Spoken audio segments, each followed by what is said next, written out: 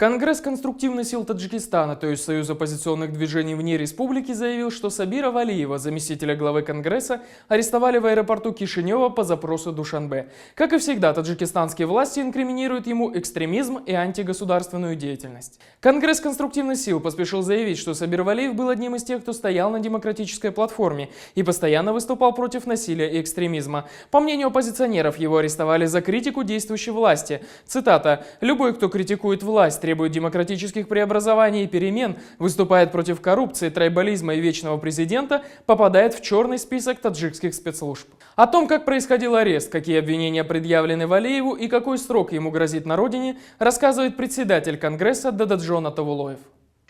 Мне стыдно за таджикских властей, за мое государство.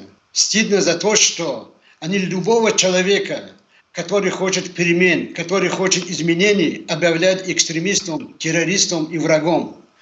Поиск врагов для этого режима не закончился. Дошло до того, что сегодня арестуют студентов, женщин, пенсионеров. В Таджикистане нет справедливого суда. Есть один судья, один прокурор, один имам хатиб, один учитель учителей. Это имам Али Рахмонов.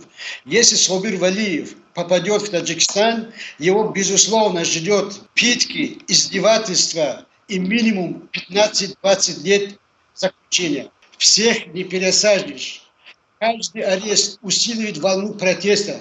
Все, что нас убивает, нас делает сильнее. Сегодня многие люди рядом с Сабиром Валиевым. Мы все Сабири. И поверьте, они думают, что затекает рот многим, но они должны знать, что сегодня голос протеста, голос людей, требующих перемен и изменений, это больше половины Таджикистана.